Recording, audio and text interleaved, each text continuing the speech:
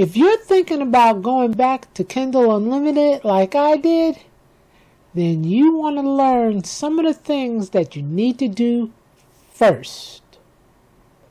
Hello, I'm Monique, self-published author, here to share with you the ins and outs of self-publishing. When I first started publishing, I actually went into Kindle Unlimited and found hardly any sales, which is why I left. But now, I'm going back. After all this time, but I actually went back into writing fiction, which was what I always wanted to do. But with fiction, it's a different beast than nonfiction, believe it or not. I wasn't getting the sales I expected like my nonfiction books, which does very well, which is why I figured it was time to go back into fiction. With fiction, one of the most popular genre, of course, is romance. And most of the readers actually are in KU. So I went ahead and removed all my titles from every place else they were. And that also included if I was using them in a newsletter or on my website.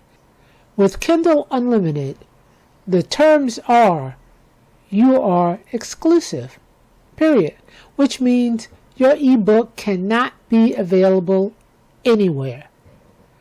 Not on your website, not on your newsletter, unless you have it more of an excerpt, something smaller, and it's not something that a customer could get on KU. So I had to delist. And my books were on Kobo, Apple, Barnes & Noble, Smashwords, along with Drafted Digital, and the library's Drafted Digital sends it to my website. And there was also a couple of them that I use in my newsletter. So all that had to be done. With the way Amazon is closing accounts down willy-nilly, I wasn't taking a chance. I did something wrong. I delist all my books from Drafted Digital August 7th. Now, most of them was pretty easy. They basically were delisted by the next day. The only two places it took longer was Biblioteca and Overdrive. I've heard stories where Biblioteca can take up to 30 days. 30 days. Which is why I went with Drafted Digital first. Because all the other distributors, a day, maybe two. So this way, my books would still be available for sale there while they're still being delisted.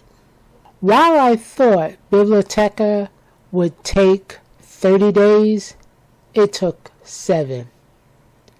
It was Overdrive who I was waiting for. Yes. Overdrive for my last 3 books took 8 days.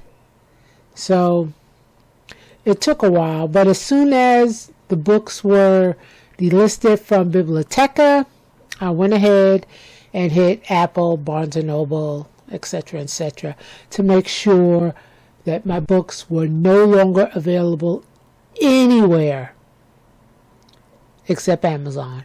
So I enrolled them all into KU. Now, I really wasn't expecting too much, but the first day I had almost 200 page reads. Yes, and this was a romance book. When I hit 2,000 page reads, I couldn't believe that. I was like, why wasn't I doing this before? Because I was treating my fiction as if it was nonfiction. Even though the ebooks are exclusive on Amazon, I can still sell my paperback, hardbacks, and audiobooks anyplace else, as well as my website. If you're thinking about going back to Kindle Unlimited, try it out. It's only for 3 months. Me personally, I might keep it on for 6 months depending on how well the reads are. And if you do go back to Kindle Unlimited, please make sure your books are delisted. I'd hate for anything to happen to your account. Now let me ask you this question. Are you in Kindle Unlimited, or are you thinking about going in? Let me know in the comments below. And if you have any more questions about this, let me know about that too. Coming up next will be this video right here that I really think you will enjoy. And until next time, I will see you later.